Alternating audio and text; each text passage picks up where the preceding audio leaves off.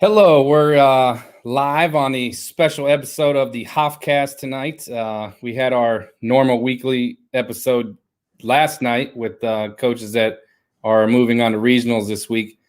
And tonight we are actually having a special edition just to talk about recruiting. You know, there's a lot of stuff going on this year that has changed the landscape. And I have Steph Mentz-Bruce with us.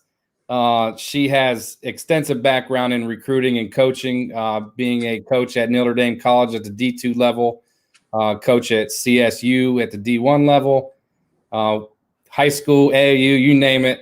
And truthfully, everybody needs a Steph Mentz-Bruce in their life because she is one of the most awesome ladies I know. You guys will get to know her a little bit tonight if you don't already. And then we got Nolan Dwyer, who has been very involved in the girls' basketball scene through different aspects, coaching AAU, coaching high school. He went through the recruiting process with his sister, who was a very good player at Hillsdale, D2 level, now playing overseas. So, you know, all three of us have a lot of experience in the recruiting, and, you know, we're going to go over some topics tonight to help players and parents maybe understand some things. But first, I just want to say hi to you guys. I mean, I've already hogged the microphone, so thanks for coming, joining us tonight. How you guys been today? I can't believe you hit us with that question right off the jump, Rich. I mean, you could have came out and said it. You know, you could have interrupted me and told me to shut up. So a little background on that. I always joke with Rich because a lot of guests come on, and the first question, it's like this back and forth. How are you? I'm great. How are you? You know, back and forth kind of thing. And so I wanted to be different, and I wanted to ask this question. What are 3 things that you did well today? Nolan, it's you first. Oh, thank God. Yeah, way to put me on the spot. 3 things I did well. 3 things I think I did well. I spent a lot of phone time with college coaches, helped out a couple area kids, helping them navigate AAU, try to find their new home, and then also talked to a young lady who's a 21 that, you know, felt like didn't have an opportunity or whatever. So actually just talking to her about the opportunities that she will have to get recruited. So there's at least a couple things. Third thing you're pressing me. That's how we know what you did all day. Right. Third thing was, I own my own company as well. So a lot of work there, but nonetheless, a lot of work on the showcase actually. So there's another good thing. Yeah. See? What about you, Rich? Well, tonight was Mackenzie's first AAU practice. See? Ever. And you know, it was an awesome experience for me to see her get on the floor with other kids, and she's certainly behind. I mean, she's only in the 5th grade, so it's not a big deal, but she's playing on a team with every kid who's been playing probably for 3 or 4 years. She's the only kid that's just starting now. So it was exciting that she was there, and she enjoyed it, and she thought she did good. And I can empathize with parents now. They usually bring their kids to our practices. I had to drive 35 minutes just to pick up Mackenzie. Then practice was an hour and 10 minutes from her house. That's an hour and 45 minutes going. You know, I'm actually still at her house, or I wouldn't be able to be doing this right now. But almost a 2-hour trek both ways. So I get it, and I actually really enjoyed it. Let's see, what else did I do? I slept in. I did a really good job of you know, allowing myself to sleep in and get a little more rest. Man, what else did I do good today? I didn't piss anybody off on Twitter yet today. There's still time. Nice job. I love it. See, so easy to do. makes you think back about the day. It just doesn't shuffle into the next then. That's true. You know, when I first had my first show, you were listening, and somebody, I forget who it was, somebody answered and said hello. You remember? And you texted me and like, why did they say hello? They knew you were calling and they knew they were on the show, and they still answered the phone and said hello. Always a critic, man. Always a critic. It's harder than people think, to be honest with you, but it is. You were prepared, so you came out guns a-blazing. Me? On me and Nolan. Well, I mean, it's kind of funny because that's an icebreaker when you're on a recruiting call too. You know, nobody really knows what to say, and it's one easy way to get student athletes on the phone and have a conversation because you can pick up on, you know, some little things. It eases things a little bit, I think. I'm gonna have Mackenzie look at your hoodie. Oh, look at this. You like this, Mackenzie? Yeah. Look at the tie-dye with the pink and the blue and the purple. Yeah. You like that? Yeah. We should make 2 model hoodies like that. All right. Get your homework done and go to bed. I don't have any homework. Oh, okay. All right, guys. Obviously, this year's been really, really different for everybody. And, you know, the big issue here for kids that are trying to earn scholarships is that the NCAA did not count anybody's year towards their athletic eligibility, which is just going to cause a stockpile. You know, some kids are graduating, some aren't. You know, it's hard to tell the official number, but I would say about 50. There may be 50% less scholarships available than there are in a normal year. You know, Steph, just talk about that a little bit from somebody who used to, you know, give people scholarships, and, you know, from a coach's standpoint, how different would that look for kids looking to earn scholarships? I think, you know, having this conversation now in February, knowing that the option has been extended to student athletes to return for their 5th year is a lot easier to have this conversation than it was in, say, November or December, when there was still a little more of an unknown environment. It is a constant struggle every day as you're preparing lists and having conversations and deciding who's moving up to your, you know, your first tier, your offer list, etc. But it's harder, I guess, to really plan every day. It's changing. You know, at this time of year, you're worrying about transfers, and are you having your student athletes return as it is? And now you're dealing with this 5th year thing. It's lots of information, and it's a daily struggle, and things are going to change 3 and 4 times a day, let alone in a week or in a month. And so all the while you're still having conversations with your, you know, potential student athletes and your recruits, you know, and the one thing that's constant and should be constant in a lot of these conversations is transparency between coaches, recruiters, families, recruits, etc. So if they really truly understand where they sit in their list, you know, yes, you're on our board, you're here on our board, there's 3 ahead of you, there's 2 ahead of you, you're our top tier. Mm-hmm. But also with the, you know, common understanding that here's 2 players that are currently on our roster that are playing, whether it's, you know, they're a junior, upperclassman, underclassman, whatever. So here's where you lie, and things could change. They could decide that they are going to graduate, or they could flip the switch and say, no, we're not. We're going to extend it and come back for that 5th year. And what does that mean for you as, you know, a potential whomever? And I know I've had this conversation even with coaches still, and with families who are really just in this mix. We don't know where we stand. And that makes me uncomfortable for you. How do you not know where you stand? As you're being recruited, I feel like you should always have a solid foundation and understanding of where you lie. And that doesn't mean that you can't hope for that opportunity to be there, but there should always be an understanding that, no, this is where you are. Because it prevents a lot of chaos from here on out. Nolan, with everything that we just discussed, what are some things that kids should be looking to do to increase their chances of getting scholarship opportunities, knowing that there's way less available than there ever had been? Yeah, that's a good question. I think, it's a lot of the typical things, that starts with, first of all, you got to understand what you're good at so you can sell yourself to a coach. There's a lot of players out there. I ask them, what makes you different than everybody else? Why should I offer you instead of X, Y, Z?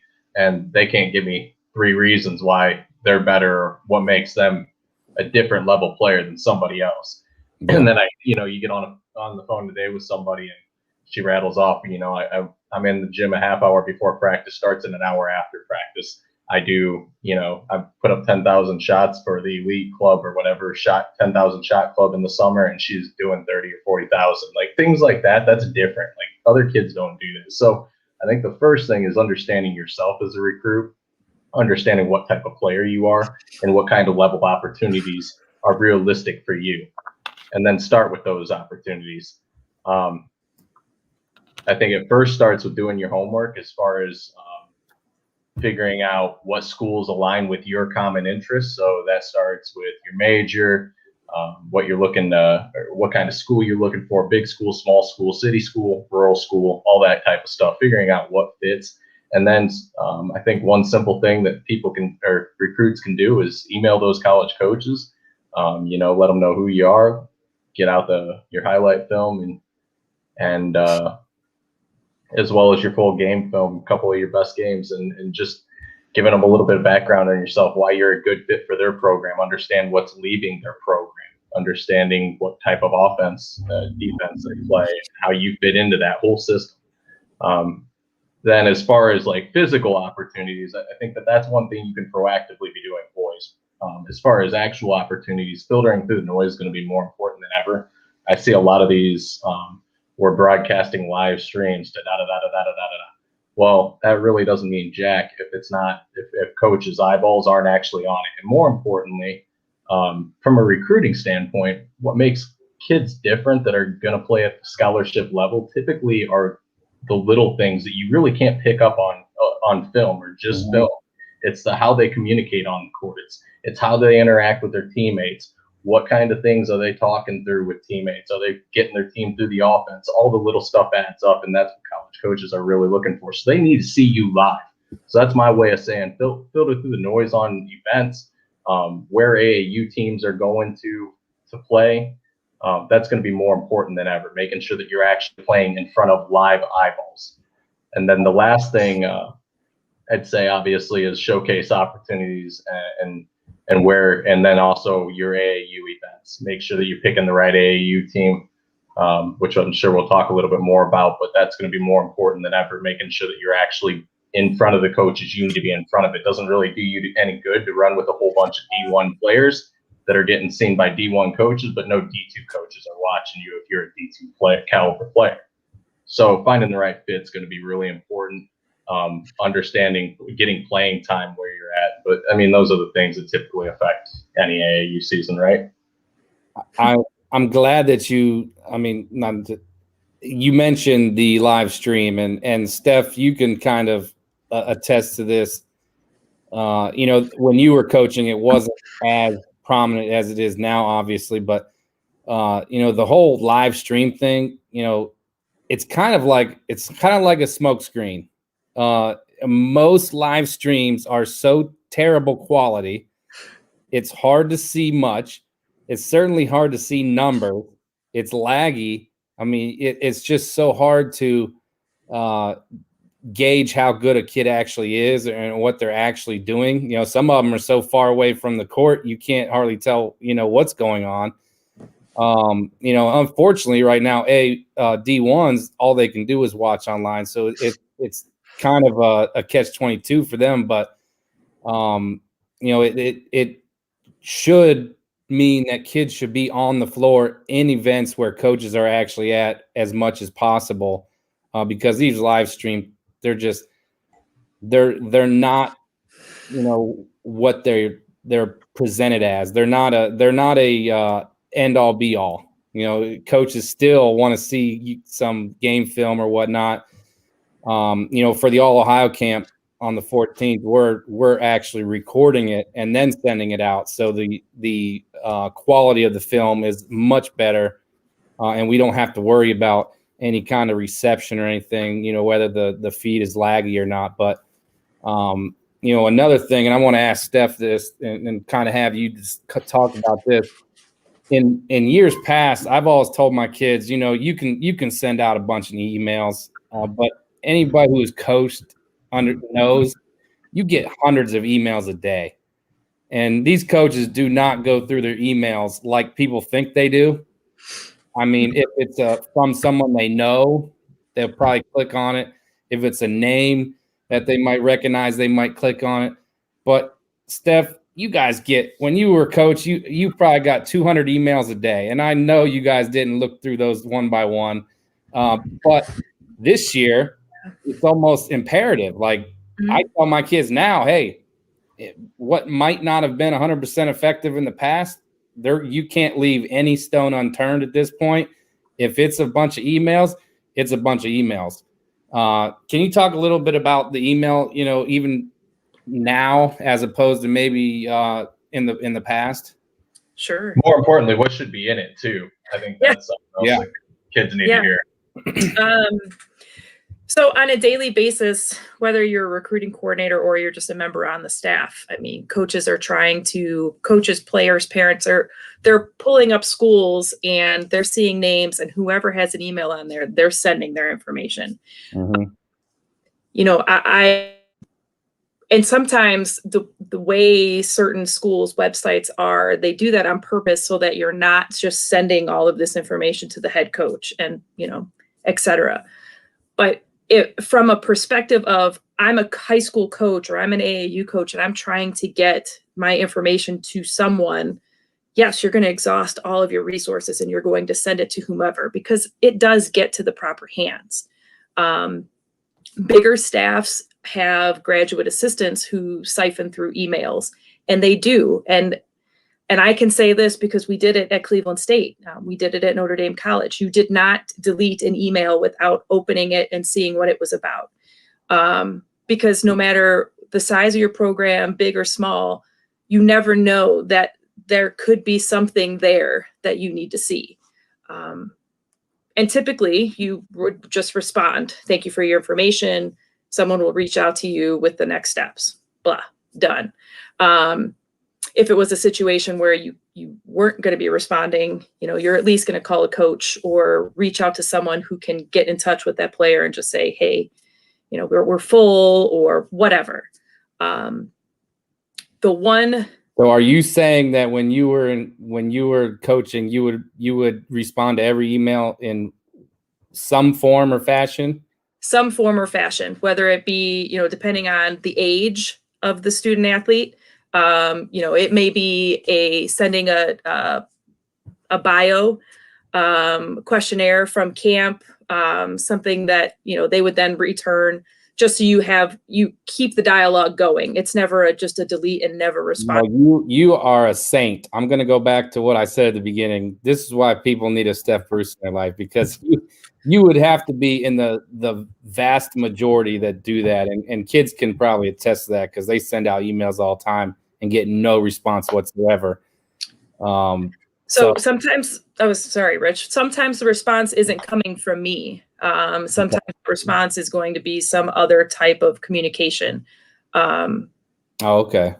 And from that, you're taking those that are going into the shuffle, like, okay, this kid is going to be on our board, whether it's 2 or 3 years out or whatever it ends up being, something's going to be done here. And it could be as simple as, hey, I don't really know if we're going to need somebody or not, but let's put this on the camp roster so that we get information out to them and at least invite them to camp, invite their high school team to camp, whatever. But I will say this, those packages that are the most attractive are the ones that come with a resume. You think about you're applying for a job anywhere and there's a resume and there's certain things on that resume that are really important. And so this is where you would start to take notes if you're listening in on this. One, your name, and not just your formal name. What are people calling you? You know, do you have a nickname that you go by? Do you prefer something else? That helps, because when we start to have conversations, and you're like, man, she's calling me by my first name, and no one calls me by my first name. My family goes by my middle name. Okay, that's helpful. Second thing, you know, what year are you in school? Where do you go to school? Who is your coach? What is your family dynamic like? You know, who is driving you places or picking you up, or they're in the stands when they're allowed to be in the stands to watch you play?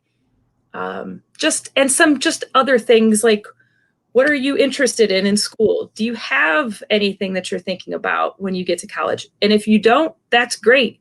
Say undecided and say why. If you have, you know, if you're like me, where you don't really know sometimes and you just take a handful of things and throw them at the dartboard and you're like, whatever sticks, that's going to be me. Cool. Then let me know that. Mm-hmm. And be honest, because I'm going to find out what your GPA really is. So if you tell me you're a 4.0 and then we request your transcripts and you come in at a 2.8, that gets me every time. When you talk to a coach, she's a great student.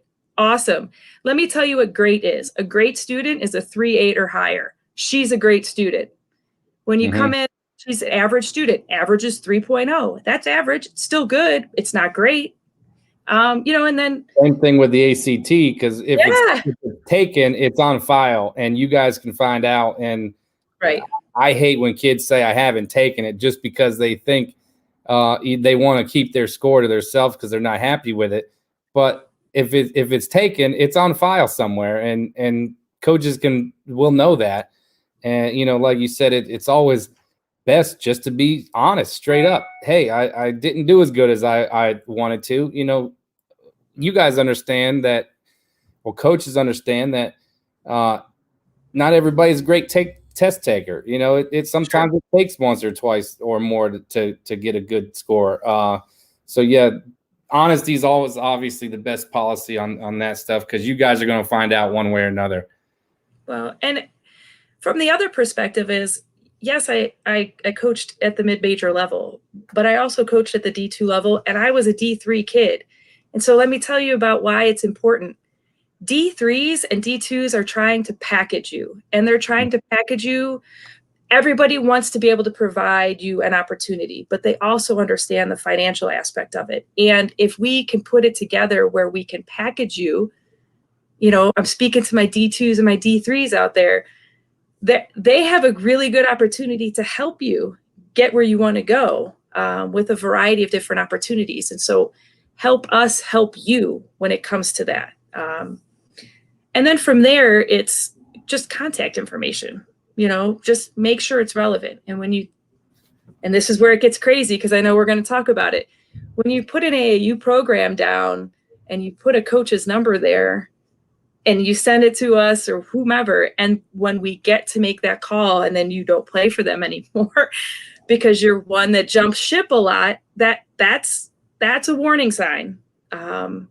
Because if you're jumping ship a lot in travel ball and AAU, what are you going to do when we're investing in you to be part of our program for a lengthy, you know, for a 4-year commitment? Yeah. So it's helpful when everything is accurate. And if you can send something like that in when you send your film, great. A picture also helps, because when you're looking at film, sometimes the number you can't read it. It's, you know, and it happens more often than not now, especially with huddle links, like uniforms, like it's supposed to be a clear contrasting color, speaking from what I do now for a living, but there's still a lot of teams that it looks contrasting when you see it in person, but when you're watching it from a recorder behind you, it's not. Yeah. Seen a lot of people, including my husband, redoing film all year long because when you're on the road, you can't see the numbers. Yeah. So, well, I'm going to move on to a question that I know Nolan has been talking about for the last several days or whatnot. But before I move on, I want to reiterate that, I mean, you coaches, it is a red flag when kids are, you know, jumping AAU teams, transferring high schools. I mean, a lot of people think, oh, it ain't gonna matter. I'm good, but it does. I mean, it isn't a deal breaker, but if you're constantly switching AAU teams every year, especially if you leave a team that's well respected by coaches and has good tradition, and then you go somewhere else, it kind of, it makes you think, and it makes a coach ask questions. Yeah. Again, it's not a deal breaker. Obviously, No. Kids that move AAU teams still go to college, but it's something to keep in mind, as kids are constantly moving teams. But Nolan, something that I wanted to ask you that you and I have specifically talked about recently. Is it too late for 2021s right now? No, absolutely not. I think for 2021s, are you behind the eight ball a little bit? Yeah, like there's no question. If you're not known already to the school that you're going to get ultimately signed by, you're definitely behind the eight ball a little bit. But that being said, there's plenty of opportunity available. Got to understand right now that I guess I'll take you a little bit through the conversation I had earlier because it's really relevant. A lot of kids right now, I have a couple kids that are asking me, 21s, going, well, since before the season started, I haven't heard anything from coaches, and I had this interest, and it just dropped off here and here and here. And I'm like, well, let me ask you this. You've been playing for the last 3 months. What have those college coaches been doing? Okay, so they've been just packing in 30 games in 40 nights as well, and practices in between. Like, they don't have time to look at film. So the reality is there's not a lot of movement during the season unless you're at the D1 level where they've got the resources to go out, watch high school games and that sort of thing, review film. But everybody else, for the most part, it's done live or after the season. Or after their own high school season. So one of the big things is if you were waiting on movement during the season, now is the time that it's going to start happening. This is when you're going to have chances to get out to showcases. One thing that seniors can do that, my own sister did it, was played AAU her senior year for the first 2 months of summer, where she knew she was going to get run in front of D2 NAIA coaches that were going to fit her. And at the same time, right now is also a moving season at the collegiate level. You got transfer seasons coming up. I mean, people are moving on from programs. Their seasons are ending. So now things are becoming a little bit more clear for them too. Especially this year. This year is a COVID year. We've got the extra year of eligibility. So right now I've talked to a number of coaches that they literally did not know whether their seniors were going to stick around for the extra year or move on as of last week because they didn't want to press the question to them during the season. So it's one of those things that as we navigate a little bit further forward, things will become a little bit more clear for these coaches' recruiting boards and what the roster is going to look like, and different opportunities are going to be available that just simply aren't available right now today. So with that being said, getting back to what they can be doing, showcases are a huge one. Playing some AAU, if you've got the opportunity, play AAU for 2-3 months or whatever up until June and get seen by coaches. Make sure that you're playing in front of coaches. It's not doing you any good otherwise. Go ahead. I think that pretty much covers it as much as I always tell kids, I mean, Steph used to coach AAU. You coach high school. Nolan, you've been through with your AAU kids. I have too. I mean, I've had kids that didn't sign until June or July after they've already graduated. So I always tell kids it's never too late. I think the one thing that they do have going for them this year is I think the transfer portal will be even more popular than ever before. A lot of kids have had a rough year because of, COVID did not help. Not playing as much did not help. A lot of things have caused kids to not enjoy this year as much as, a normal year. And that's going to lead to more transfers or more kids just, being done. So kids that are still unsigned are, they still have a very good chance of finding a good home. And that's something that you and I have talked about the last couple of days. It's not even close to being too late. I mean, No. it's just getting good again. As far Absolutely as finding spots. Steph, give us a little perspective from a former coach about, how things go through, the normal transition of you're in season, January, February, even into March for some people. You're not worried about finding necessarily your next recruit. But then when season ends, you got 2 kids that transfer that you weren't expecting. You got a kid that dropped out, kid that failed out, whatever it is. Just tell us a little bit about how that is a very real thing once season ends. I mean, the landscape of a team changes. It sure does. And I mean, I guess the best thing to say is that recruiting never ends. You're never done recruiting. It's not like you get to this point and we can relax for a couple of weeks. You're not, because it's a different ball game now, especially with the transfer portal. Every year it gets bigger. Every year there's more entering. You recruit to get a player to sign, and then once the player signs, the recruiting process essentially starts all over again, because you're recruiting to keep that student athlete at your school. Yeah.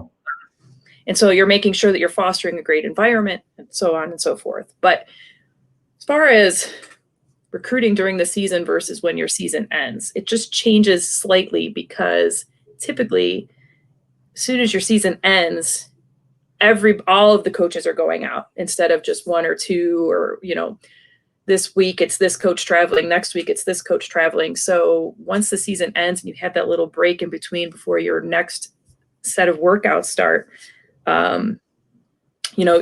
it's almost everybody is on the road. Now it's a little different because, you're not really traveling. You're probably honing in on watching more film together with your staff, evaluating talent, looking at different games throughout the year, comparing this film to this film, because you're looking at 2 kids essentially for the same position, and what makes them different. Nolan, you hit the nail on the head.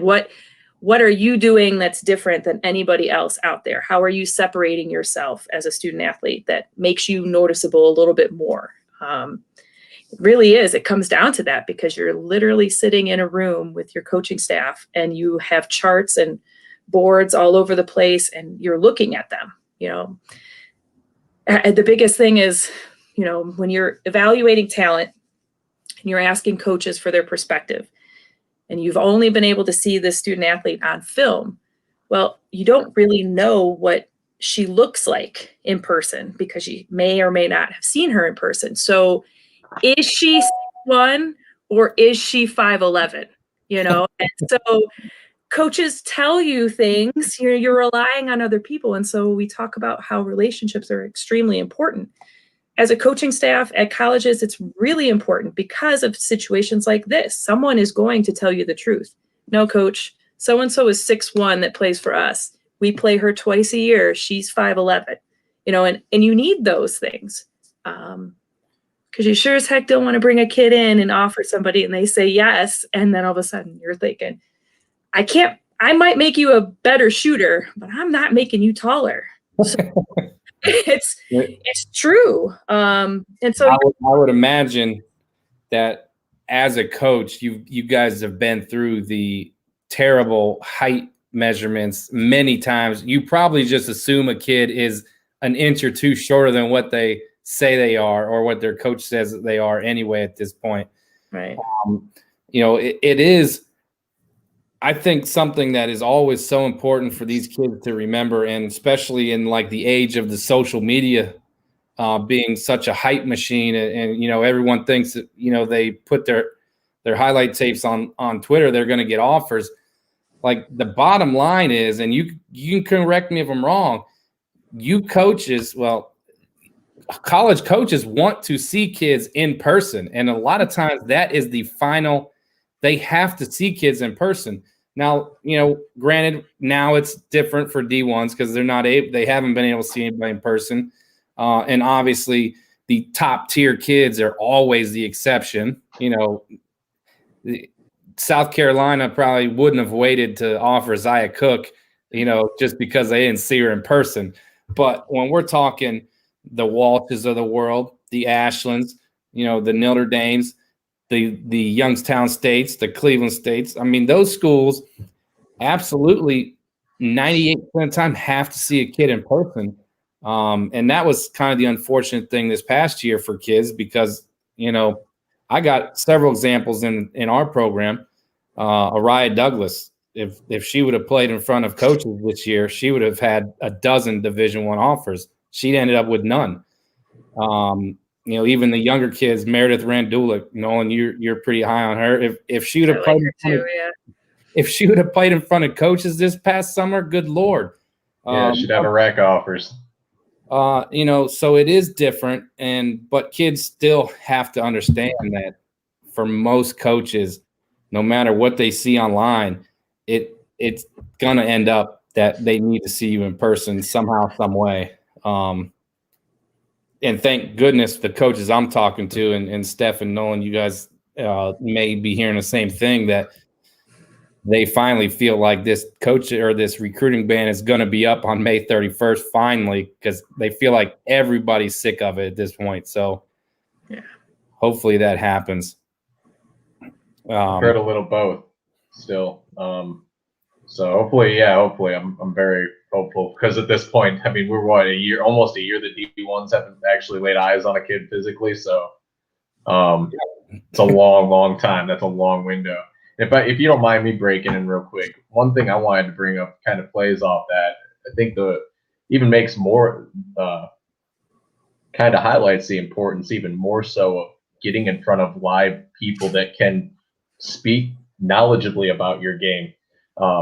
Just because you're playing in front of D2 or NAIA coaches, that doesn't mean that they don't have a lot of friends on the D1 staff that they're calling to say, hey, what do you know about this kid? Like, can you I know you just watched them live. Like, tell me about how they're interacting and stuff. What makes, why do we need them?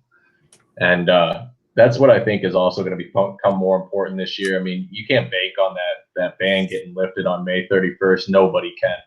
So as far as I'm concerned, the more people that you can play in front of that can attest to your game and what you do well or what you don't do well, whatever the case may be. But the more people that can speak knowledgeably on your game, the better off you're going to be from a recruiting standpoint. And it's not just the normal people this year. I mean, there's, like I said, I've already noticed how many D1 coaches are interacting with me abnormally high from a normal year, just to try to get a better bearing of what the hell they need to recruit this next year. I think that is a awesome point. Like, even though Division I coaches can't be out, these kids can be networking through other coaches. I mean, Steph, if you've been to my NEO showcase many times, I'm sure there may have been a time where you've seen a kid where, hey, shoot, she's too good for Notre Dame, but let me text so and so, my good friend at this school. I think you guys should look at this kid.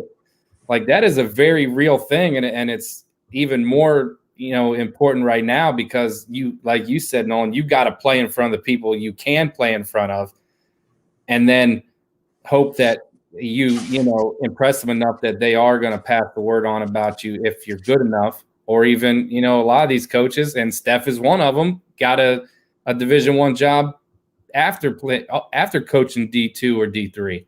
I mean, the list of coaches that have moved up from being at my showcases to being at D1 is very long. I mean, Molly Bateman, Aaron Horn, Steph Bruce. I mean, it goes on and on. So McGinty just went from Northwestern Ohio to Loyola Chicago. So kids got to realize, especially now even more, if I can play in front of any coaches, it's going to help me in the long run, and it might even network out even further than I expected. Is that something? I mean, is that something that's common, Steph? Am I nuts, or I mean, is that really a thing? About playing in front of and networking while you're at you got to kind of share with your friend, hey man, this kid is good. She's too good for me. Check her out. Well, I mean, one of the crazy ones was last year at the Classic in the Country when Laurel comes out on the floor and nobody knew who some of these kids were, and and then you turn around and it's like, and AAU, yeah, that was happening. They played AAU, and obviously these are extreme cases that you end up going to Ohio State, but it just shows you how sometimes unpredictable things are. There was a need, she fit a need. We're moving on into the future here. So I always encourage student athletes and coaches, stay hungry and do your very best to meet new people and network this way. And from an athlete's perspective, you can never play too much basketball as long as you're doing it with a purpose. If you're just going to showcase after showcase and you're not getting any better and you're not playing in front of anybody, there's something there. Are you going there with a purpose to get better? Are you going with the purpose to be seen, but to also be seen by doing things the right way? It only takes one time for someone to notice you. And from that point on, you don't know when that time is going to be. And the same thing from a coach's perspective. It's the more you talk to people and build your network, the more you're marketing yourself as, one, a trustworthy resource, but two, coaches, you never know. Someone's going to need a coach at some point in time. And whether they call Rich, or they call me, or they call Nolan, or whomever, it's kind of how Molly ended up making the move that she was able to make because of networking, So it's incredible the amount of things that can be done when you can have open lines of communication with people in this industry. You mentioned, and I love that you said your day can be anytime. If I had $1 for every time I told that to our kids, like, should I go to this camp to coach, or should I go to this event? And you just never know when there's a coach sitting there you're going to catch their eye, and that's going to be your future coach. So it's even more crucial now. And here's a question for you, whoever wants to answer it can. How important is it to, and we have some viewer questions too that we're going to get to in a second, but how important is it to stay on the floor as much as possible this year? We have, if there's any other events, I would be more than happy to discuss them too. But, we have the All Ohio Camp on March 14th, the NWO Camp on the 21st, the NEO on the 28th, and there's going to be coaches at all three events. How important is it to stay on the court as much as possible? Because you could have a kid, I'll just use two of my kids, for example. We have Riley Montagner, Meredith Randulik, both very similar kids. A coach might see him at the All Ohio Camp and they want to continue evaluating them. If one kid is not there the rest of the month, now the other kid automatically has the heads up. Now that's just an example, with two kids that I know. But how important is it for these kids to continue to be on the floor as much as possible, because you just never know who you're being evaluated against? Yeah. And you never know if that time, like I mentioned earlier, if I go out and see a kid, and I think she's exactly what we need, but I'm not the one that ultimately makes the decision. It's the head coach. Okay, well, you can see, Meredith, you can see Randulik at this event, and then she's not there, but then somebody else is, you know what I mean? So it's one of those situations. Everybody is stretching themselves out when you're able to be out recruiting as much as possible. But if you're going to say that you're at an event, then you should be there, because coaches are planning their recruiting trips around you. And it's always important when you commit to something to follow through and do it.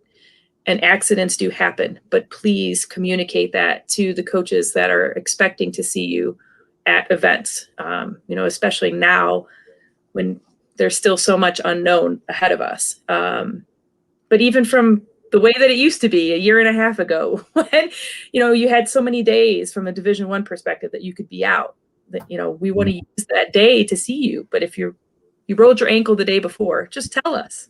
It's okay. Yeah.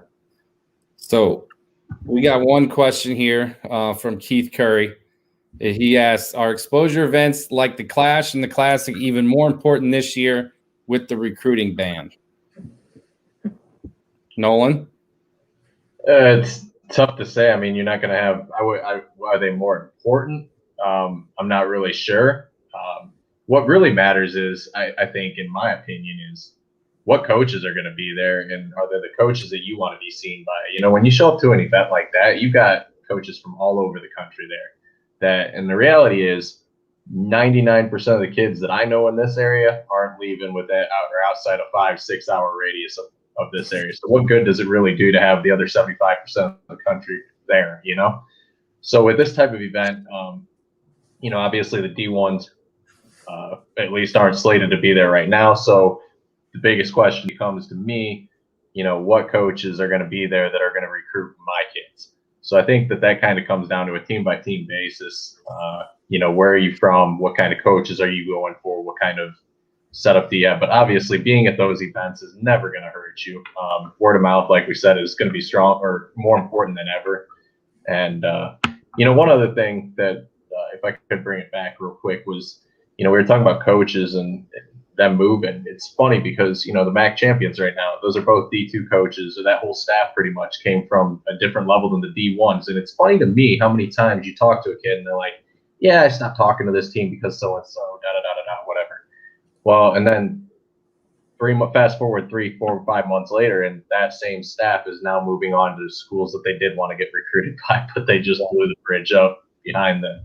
And that's what you also don't realize. So never burn bridges.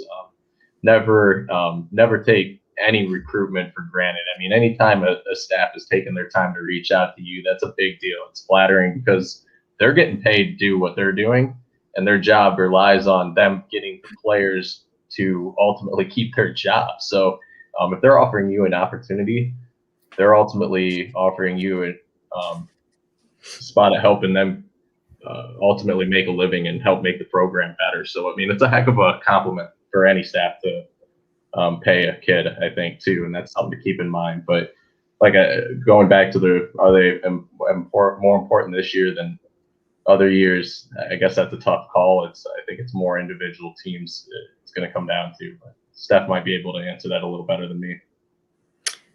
Actually, well, I know she can because she's smarter than you.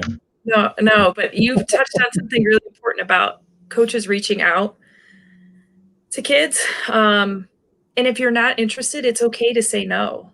Thank you, but I'm not interested. Because we go back to that whole thing about being honest.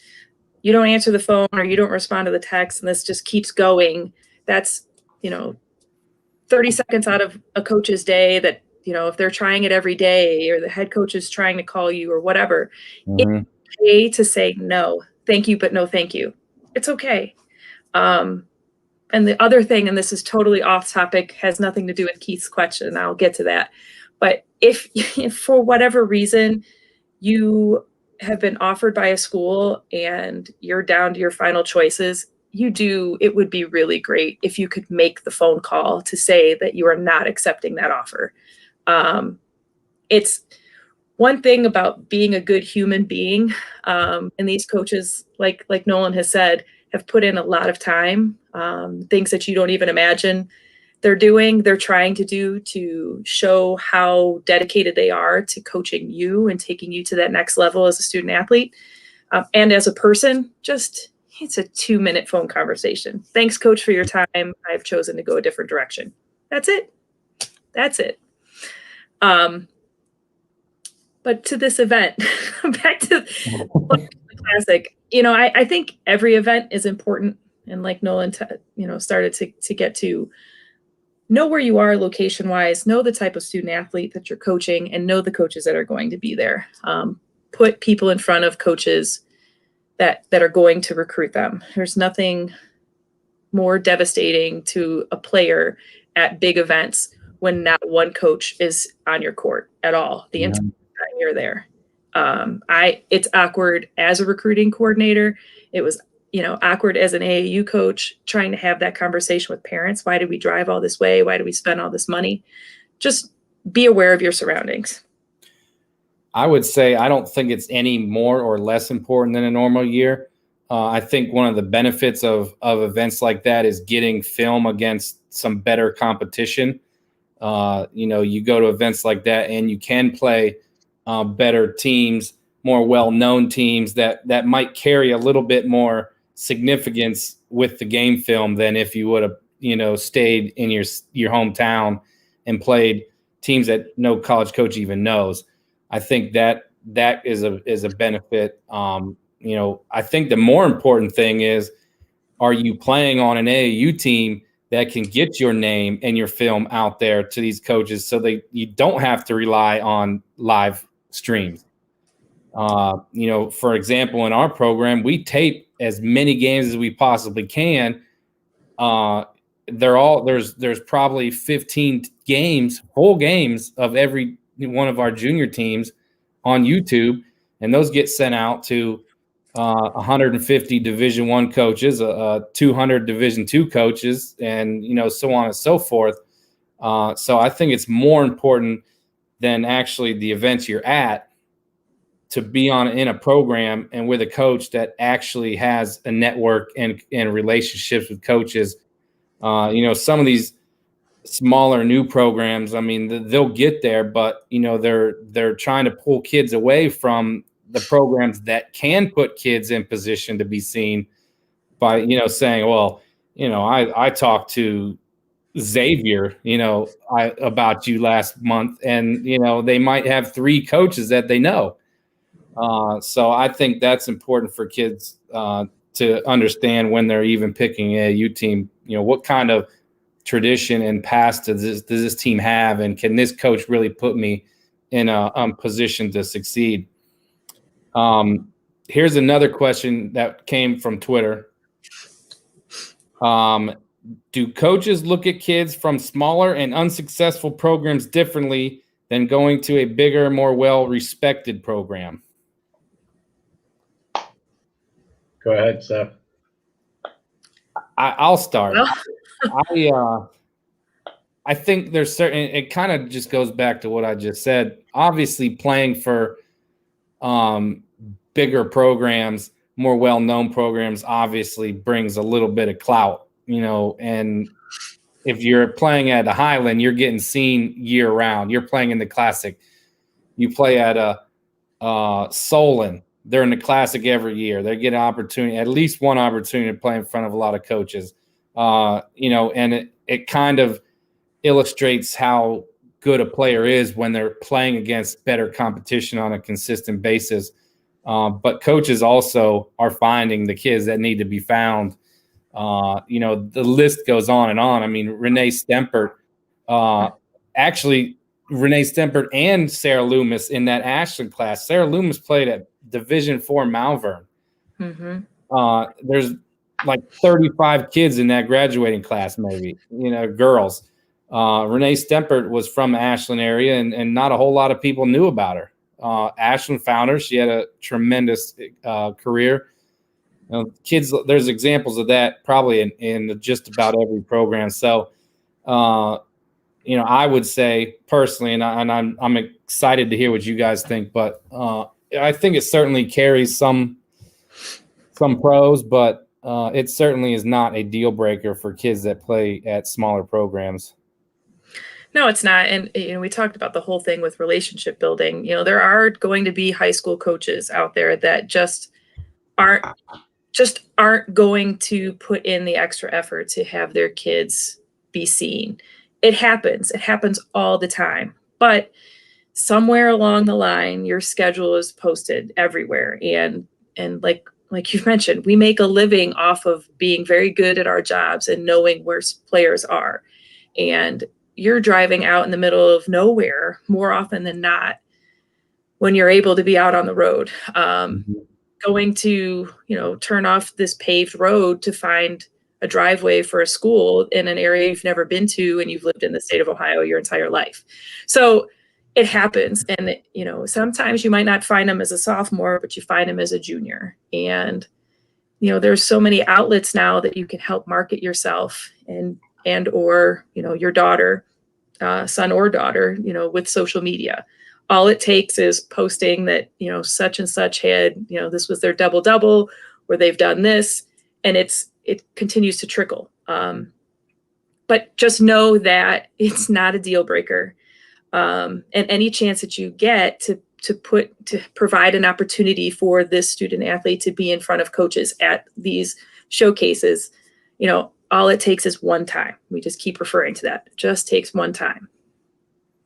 Can you reread the original question, Rich?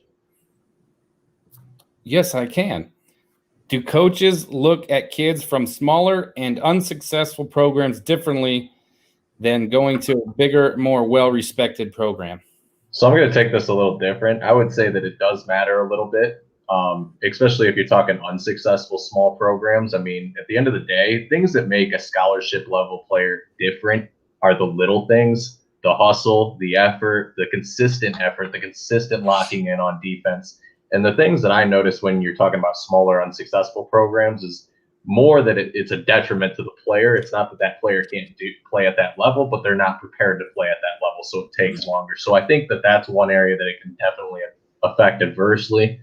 I would say that, you guys pointed out the obvious opportunities that you get when you're playing at a bigger program. But ultimately, in today's day and age, there's enough people like Rich and Brooks down in Dayton and good people just around the state and around different parts of the country that there's very few rocks not being turned over. I mean, especially when you're talking D1 level recruits, it's another thing when we're talking NAIA kids, right? Mm-hmm. Like kids fall through the cracks all the time, but small school versus big school, I don't think matters. What I think matters more, in my opinion, is what is your coach doing for you? How are they working for you? And it's no different than your AAU program, right? When I think about really good programs around the state that are good at successfully marketing their kids. You think about somebody like Eric out at Margaretta, like he's working for his kids to get them opportunities. Not only is he putting them in good positions on the floor, but he's also helping to put them in good positions off the floor. And there's a number of coaches around the state that are like that. I think that's incredibly more important than where you're playing per se. I think that it matters. Are you playing for the right person? Are you playing for somebody that cares about your development? You're getting the opportunity. Are they working for you from a social media standpoint? It takes nothing today to upload your game film to YouTube, just so that coaches can simply view it. It does not take a lot of work to have the highlight films cut up anymore. I mean, Huddle does all of the heavy lifting for you. It does not take a lot of work to go in there, slice, throw it up on social media so that coaches can see it. I think those are the little things that matter more than ever. And I know that that's the above and beyond, but if I'm a high level recruit, those are the things that I really care about. And that really are going to determine, like, if I'm an 8th grader, do I stay at this school or do I go transfer to the big school for the obvious reasons? But, I'm staying home if I get all that stuff. If I can develop and my coach is going to look out for me and I know that I'm going to get the opportunity to play and develop at my pace that I need to, then I mean, there isn't a big reason to go to a big school at that point, in my opinion. I would say an easy way to offset that is to play in a bigger AAU program. Yeah. Whether it may mean you have to drive a little further. I'm going to use Lauren Flannery as an example, who played with us. She was from Hannibal River, and you guys probably have no idea where that's at, and I wouldn't blame you because it's way down there. Well, people may know because Jensen Coretti was there, but there wasn't a whole lot of coaches going down the river and that were going to find Lauren Flannery. But she drove 2.5 hours every week for practice to come play with us. So she got herself out against tougher competition. She personally put herself in a position that her high school could not do for her. So that's one thing I'll say. It's easy to offset that because not everybody can transfer. Not everybody can go to Hoban, St. V, sure. St. Ursula, or Toledo Notre Dame. So you can play in the off season in a situation that kind of offsets that. I have two more questions because I'm not going to keep you guys on here all night. One is something that I want to talk about real fast, and then we have one last question from someone on Twitter. Something that I talked about on Twitter a couple days ago, and I got hammered by one person who always loves to bust my chops. But when there's several kids that fit this category. Your only offer is a low D1, and the coach gets fired, the staff is gone, your offer is gone. How can kids avoid that? Because a lot of times that's all they have. And then when that coaching staff is gone, they got nothing. And then they find themselves a little bit behind than probably where they should be. How can that be avoidable for kids? Because that is a very real thing, and it happens every single year. From programs where kids, that was their only offer, they were hanging on it as a D1 hopeful. So how can that be avoided in the future? Well, that's a tough situation. That's a tough question. I don't know how you necessarily avoid it. It is alarming that you only have one. And I guess without knowing the entire story, do your research. You can pretty well see coaching staffs. You can access a majority of the time from the Division I perspective what contracts look like. This coach is on their last year of a contract and they haven't won in 5 years, or they're having a terrible year, or they've had a ton of kids transfer out. I mean, everything is out there for you to see. And if you're hanging on, for whatever reason, hanging on to that, and that you have to understand that it is still very much a business. And if a coaching staff is being removed, there's a good chance that, even if you've committed, that there's a chance that your scholarship may not be there. That always up. It's a case by case situation. It doesn't always happen. I've seen it happen. I've been a part of it happening, and it's not a pretty thing. And so I would just ask those questions when you're in the recruiting process. It's okay. People are asking for a commitment from you. You can also ask for a commitment from them as well. And you get a chance typically on visits to sit down with athletic administration, and not that they would tell you, but they would also, if you ask them the question, should you have a coaching change, what does that do for my scholarship? Either they answer truthfully or they don't. But this is a game about transparency, and this is your future. And I would ask those hard questions to help prevent from being in this same situation that we're talking about. And looking from it to always protect yourself, because that's all you have, is looking at what are my other options out there. And if it's down to the wire and that's the only one you have, we need to start exercising other opportunities. Yeah, I would say, I'd say to build on that, I think that it's incredibly important to not close any doors during the recruiting process and be realistic with yourself. I mean, why? I guess the first question I would ask is, if that was your only D1 offer, why? Right. That first indication to me is you probably don't belong at the D1 level if you only had one D1 offer. Don't get me wrong, there's kids that fall through the cracks all the time, but be realistic with yourself, because if you're ultimately going there anyways and you can't play at that level, you're just hurting your development and you're never going to get to your goals ultimately anyways. So the second thing is, like I said, to a degree, it's unavoidable, but understanding your options and what are out there will help you avoid just getting pigeonholed into one offer. There's nothing wrong with going D2. There's nothing wrong with going NAI. There's nothing wrong with going Division III. There's nothing wrong going JUCO, whatever other level. The reality is any of these levels can get you where you're going. Duncan Robinson's playing in the NBA, and he started at D3 before John Beeline found him at Michigan, Scottie Pippen's in the Hall of Fame from the NAI. So was Dennis Rodman. My own sister started at the D2 level, didn't even have an offer at this time her senior year.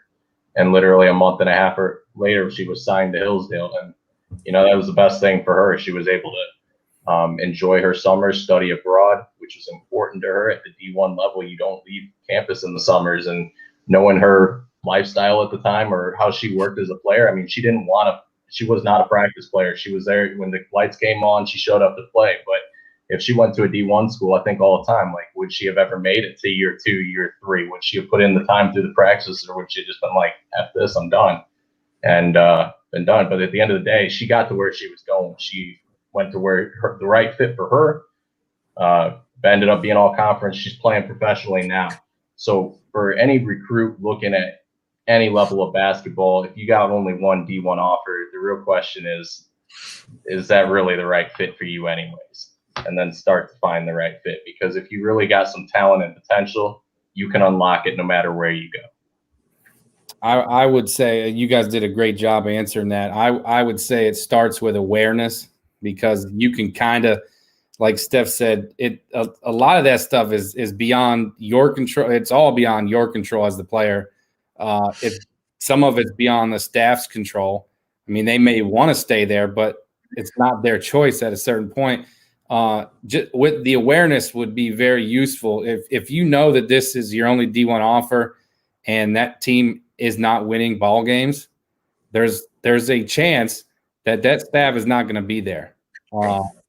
Even in some of the situations this year, there were some pretty telling, media put out, that on top of bad records that, kind of puts the writing on the wall even more. So awareness starts, hey, maybe I should start, broadening my horizon. And, if you have a low Division I offer, even if it's from a bad school, you got some talent. Maybe let's start looking at some of the high D2s as well. The Ashlands of the world, Cedarville's, Walsh, Kentucky Wesleyan, Finley's, those schools. If you have a Division I offer, a low one, you could probably be very successful in that niche of school as well. So, even if you have that D1 offer, I would not stop, playing in front of Division II coaches or putting yourself in those positions as well. So here's the last question. It's kind of an open question. Someone asked, what should I look for when I'm looking for an AAU program to maximize my recruitment? Go ahead, Nolan. I'll let you. I think we've kind of covered most of it at this point. So going back to the same things that apply to the high school coach, how are they working for you? What are they doing to get you recruited? One thing that I will touch on that I think is incredibly important when you're picking an AAU program, is it the right fit for you? This goes back to the same thing we were talking about. Are you running with a bunch of D1 kids where you're an outlier and can't play at that level? Because ultimately they're going to play in front of a certain segment of coaches that are not aligning with your goals or what your needs are. So finding the right fit for you. But then also one other big thing is playing the right. You live by a hospital? Say that again? Do you live by a hospital? No, but I live downtown and Toledo's busy. Is the best way to put it. But at any rate, I think one of the bigger things, in my opinion, is, what kind of schedule are you playing? When we went down to Run for the Roses, my first year, before I really knew what was going on, how this stuff worked, we're playing on court 60 whatever, and like no coaches are really watching, and that's not helping the kids at all. So what good is driving 4 hours away, spending $1,000 on rooms and then on tournament fees and everything in between? It just ends up being an expensive week, but a wasted week. And instead, you could have been in Indianapolis at maybe a little bit smaller event, but with teams that aligned with your goals, and you were playing in front of the coaches you needed to be in front of. So I think for me, one of the biggest things that matters is make sure that your money is being spent wisely. It shouldn't cost over $1,000 to be playing in the right tournaments. And then on top of that, more realistically, is the program director putting you in the right tournaments that are going to allow you to get recruited by the schools you need to. You don't need to be traveling down to Atlanta, Georgia, if you're a Division II low D1 athlete that wants to stay regional. It does you zero good to travel down to a tournament in Atlanta. And so I think that's, parents like to get caught up in the hype of big tournaments or going to this or that. But like I said, a lot of it's just noise, and you got to be able to filter through the noise to make good decisions at the end of the day. Well, they're not in Atlanta anymore. They're in Orlando, which is even better. Well, I'm not picking on any tournaments. I'm just saying flying wherever across the country is not really doing you a lot of good unless it's aligning with your goals as a player or your team's goals. I would say knowing a program or a team or a coach's, track record. If a coach is trying to get you to play for their team and their team last year all graduated and nobody's moved on to college or nobody's got a scholarship, it's probably not a situation that's going to get you looked at the way you might want to. Just because a team's got a nifty Twitter page, or does some nice graphics or says this or says that, does not mean that they have the formula that can get you in front of, eyes. And I agree with the scheduling. I mean, you got to be playing at the right events for your level or where you want to play. So I think that was a great point, Nolan. But again, especially in this year, I mean, this is the toughest year it's been in a long time. I mean, this is probably not the year to take a chance on a brand new program who has no track record or, something like that. So that's what I would say. If I could, actually, I want to break in because I actually did recommend to a couple kids to look at a couple different programs. I think one other thing that I didn't touch on that I think is incredibly important when you're picking an AAU program is understanding your place in the development process. Are you in your junior summer going into senior year? Because if so, you're out to be showcased, out to be seen. So at that point, you need to be playing with a bunch of kids that are playing in front of the coaches. If I'm a freshman or a sophomore, I was talking to a kid today who she's going to be a really good player. She's going to be a scholarship level player. But this summer, she's only a sophomore going into her junior year. And I said, for you, I think it's more important that you actually find a place where you can maximize your development, be around the right coaches, and then also maximize your floor time and ultimately playing experience. Because this year, you're not going to get recruited. You're not a D1 player, and D2s aren't really looking at sophomores right now. Or at least they're not heavily looking at you. So the big summer for her is going to be next year. It's good to get known this year, but next year is when you really need to be going out and get seen. So for her, I recommended that you need to be looking at a program where you're going to max your playing time, not just playing with the biggest, best people. Mm-hmm. Well, yeah. I think that's going to be a night. We've been on here for an hour and 15 minutes. I said 10 o'clock and we went to 10:20, but I mean, we could probably talk about recruiting for a very long time. So, we may collect some topics and get you guys back together here in a couple of weeks or definitely sometime down the line to talk about recruiting a little bit more. But I want to thank you guys both for joining me tonight. We had quite a bit of viewers, so hopefully, something that was said is going to resonate with somebody, and hopefully it was helpful. So, again, thank you guys. Steph, try to find me one of those hoodies because I will sport it. I might even put a rose on it.